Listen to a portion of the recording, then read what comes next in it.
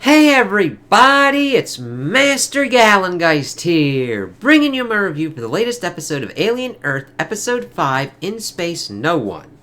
Yes. So, I overall really enjoyed this episode. I liked that it gave us the understanding of what happened on the Maginot and all that entailed. Pretty much being a thing that's like the original Alien movie. My only issue with it was like when it's placed. Like this being episode 5, I think it would have worked maybe a little bit better if it was in episode 3. But the thing is that doesn't really knock it that much. I'm just like, okay, we get the flashback of what kind of went on in the Maginot.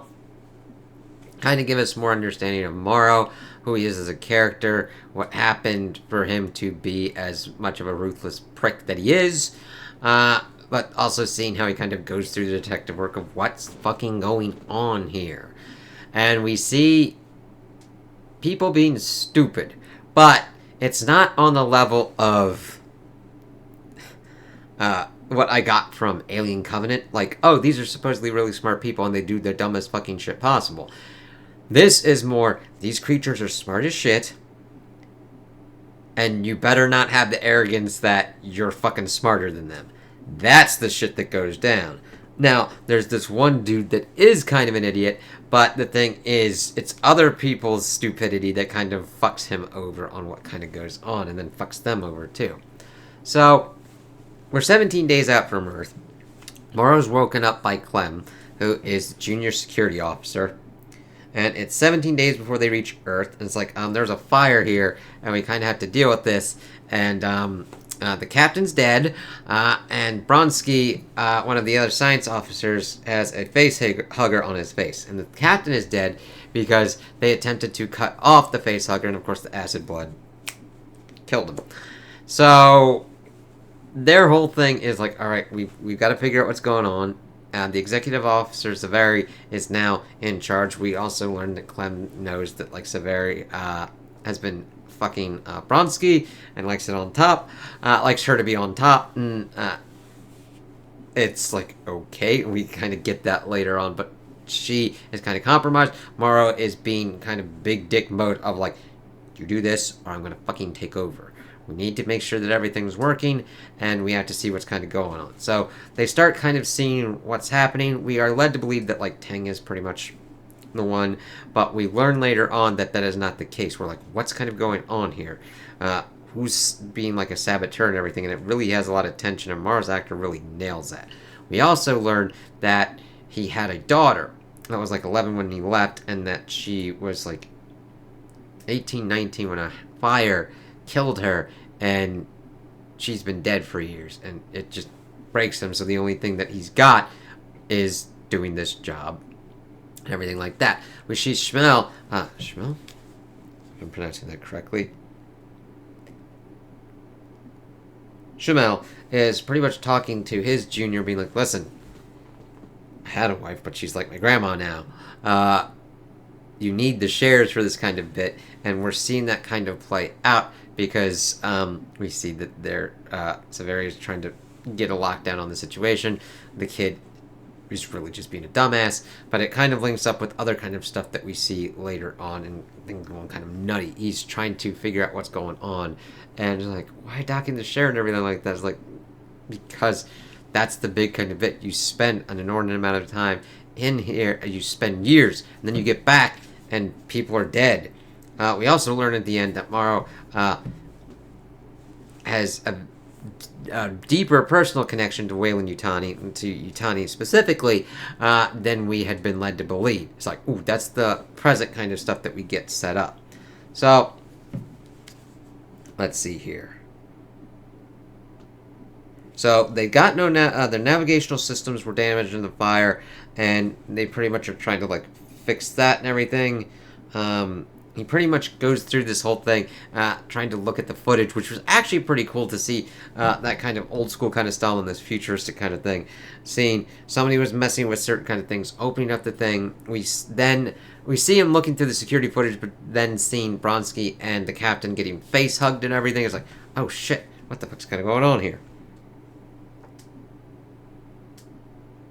So they place Bronski in cryosleep to prevent the gestation of the xenomorph. However, we see that that doesn't work out as the case. We see that Zavari dumps some dirt on him from Utah, really deeply affected, and that's of course where you see the facehugger still kind of doing around. So like, oh, Cryo doesn't do that kind of shit here. That's not good.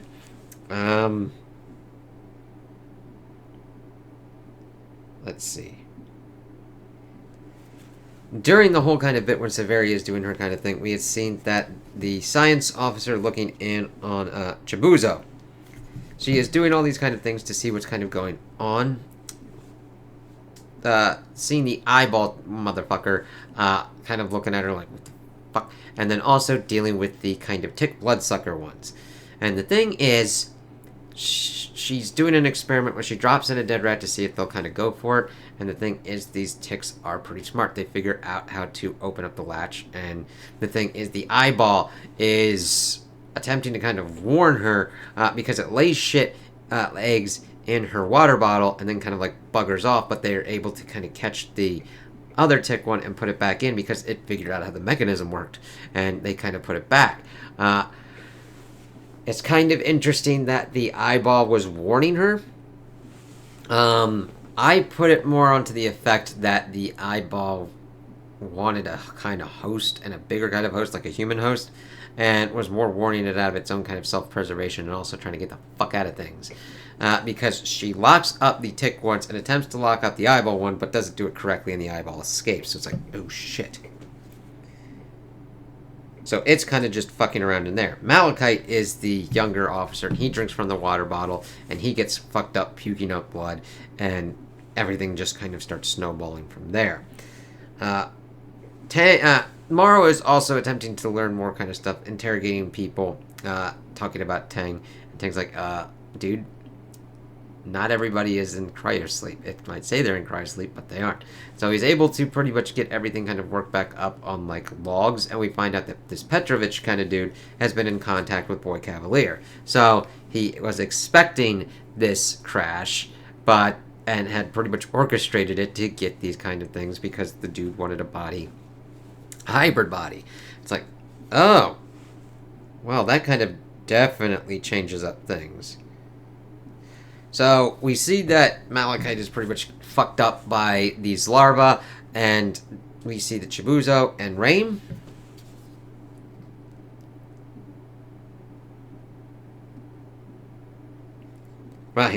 are attempting to help him. Zaveri is kind of juggling back and forth. Morrow's like telling them, fuck it, don't do that shit.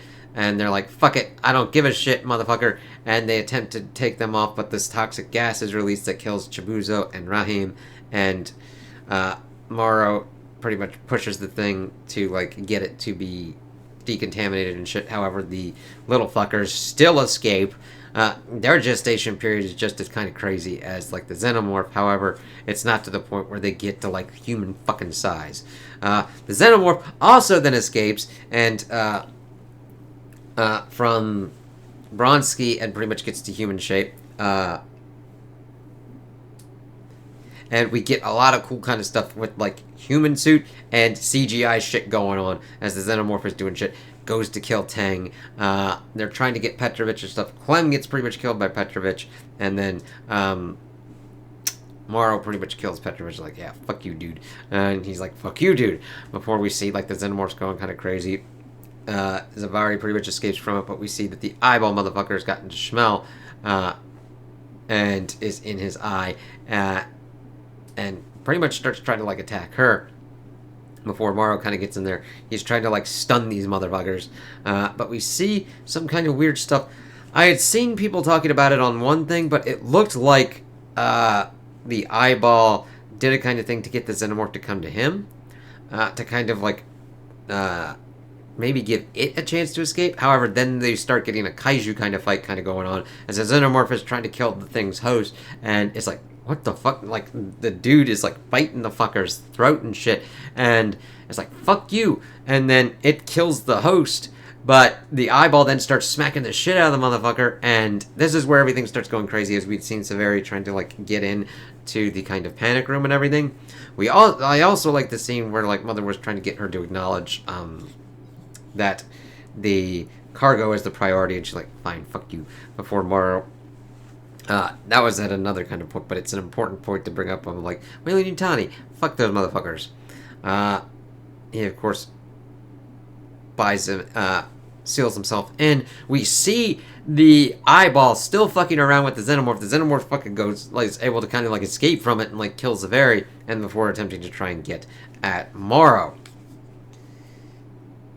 It just all goes to shit towards the end. It's like, holy fucking shit. And in the present timeline, we see that Morrow is talking with the new head Yutani, learning that he had a relationship with her grandmother, that he was taken in from the street, sick and, like, having a useless arm. That's how he got, like, the cybernetics. And she's like, well, we could probably do the kind of lawyer battle to kind of get the stuff out. And he's like, that ain't gonna work. You give me what I need, I'm gonna go in and get your shit. She's like, alright, give him what he needs. And that's pretty much setting up him taking pretty much corpo tactics to corpo tactical response to do this kind of stuff as we zoom out. So I like this because it showcased a lot of, okay, he had someone on Earth and they died. And this is the last that he's got. He's got an actual personal connection of why he would do this. However, it still doesn't excuse him pretty much fucking over a kid to kind of do it, and how he kind of acts on this kind of stuff. There's a lot of different ways he could have handled certain kind of situations on the Maginot, that maybe a nudge here, a nudge there would have made it so that way it didn't go to the complete shit levels that it did. But other people were making shitty decisions as well, like Petrovich, and just everything kind of going to shit and not looking at the specimens that you got. So we've got 3 more episodes left. We've got The Fly, Emergence, and The Real Monsters. So we have seen a lot of interesting kind of stuff going on. The main ones that we've had focus on are the eyeball, the ticks, and the xenomorph. We still have the plant and evidently the fly one. So we've still got 2 alien species that have a good kind of chance of getting some interesting spotlights. And I'm looking forward to seeing what goes on with that, with the hybrids, everything kind of going on. Cavalier engineering this kind of situation. It's like, oh shit, what the fuck are you attempting to do here, you dumb fucker? The corporate espionage, him thinking that he's smarter than everybody else. And then, of course, we got the hybrids and Wendy. What's going on with Slightly, Arush, Isaac, Nibs, all of it. Well, Curly, there's a lot of cool kind of stuff, but I like that we did need this to understand what was going on with it, and it didn't feel like a complete redo of Alien. We had the hallmarks that were there, like, there is a difference between ripping something and just doing it beat for beat, and doing it in your own kind of way. It's even kind of weird for me to be like that with, like, the Seven Samurai and the Magnificent Seven, because those 2 are quintessential. You did the things, and that actually works within this, in my opinion. They did the things, but they did it in their own way. Yeah, you have certain kind of hallmarks from the Seven Samurai in the Magnificent Seven, but it's still done as Western, and you still have those kind of hallmarks and what kind of goes on there. Here, this feels the same way to me, where we're doing stuff that is like Alien, but we have the detective part going on with Morrow, understanding what's going on. We have different creatures involved in here, as well as a xenomorph, and it's not just a complete recreation of what happened in Alien, but yet still doing those things that made Alien so great. Set design, everything, and also seeing the difference of, like, the in-suit and then the xenomorph kind of crawling around everything. I can't say it enough. They understood the assignment, and they know how to use their budget effectively, and I hope that FX, Hulu, Disney, whatever, understand why this worked. You gave writers and directors and showrunners and the actors and everybody involved what they needed, and they delivered, and it's great. And it's like, all right, I did not expect to like this show as much as I did, but I'm glad that I watched it, and I'm glad that it continues to hit for me. I'm like, yes, cool, this is awesome. I'm like, especially when I was like, had just finished up like Alien Romulus in front of it, and I'm like, oh god, it was turning me off of the franchise, and then this motherfucker just cracked and was like, Alien Earth. And I'm like, you're delving into a lot of cool shit. You're able to execute a lot of cool shit, especially with like a good fusion of practical effects and computer effects. It can be done. I would normally usually prefer practical effects, but if you need help of computer effects, that's cool. It's fine. It's just how it's done and executed, and I just loved seeing the Xenomorph pop up and then just crawling on the walls and shit where it was able to work. And then also with the fucking like tick and the eyeball motherfucker. Man. I'm just surprised that I like this and I continue to like it, and that it's gonna be like, I can't wait to see where this ends and what we get through and what could potentially happen for other seasons. Like, I would just hope that they just, like, this does well enough that they allow this team to kind of cook and do what they want and do what they need within reason. I mean, you still look in and be like, what are you doing now? I'm adding pickles, pina coladas, and vodka to a fucking chicken's ass. Why? To see what happens? Okie dokie. Like, you kind of want to check in on certain kind of instances. How are you going to cook it? Bunsen burner times 10? Alright, I mean, you still want to look in and see how it's being done. You're like, I'm making sausage. How are you making the sausage? Trade secret. No. Like, I'm happy with this, and the thing is, sometimes if you let a motherfucker go completely off kilter, it could go kind of nuts. I just want them to be able to continue at whatever equilibrium they've got here and do interesting stories and characters and just do well with this. Like, I've loved the sci-fi and horror fusion that they've been able to pull off here. It's not completely tense all the time, but it's not completely like, oh, happy-go-lucky, everything's alright at that point. There's a base level of, like, homeostasis here, because even at that, that's kind of shit, and then everything's like, holy fuck, we got to watch our drinks and shit. I mean, you'd watch it anyway, but, like, who knows what the fuck is shit in it. Yep. And you would think it would be Chibuzo that would have gotten that, but I kind of like that misdirect of, like, someone else. That's a good hallmark where you're like, alright, this will probably happen. It's like, oh shit, okay, I'm glad I was wrong on that mark. So, those are my opinions on the episode. Tell me what you guys think in the comments below. If you liked it, if you didn't like it, if you agree with me, if you disagree with me. Also, like and subscribe, and I hope you have a good day.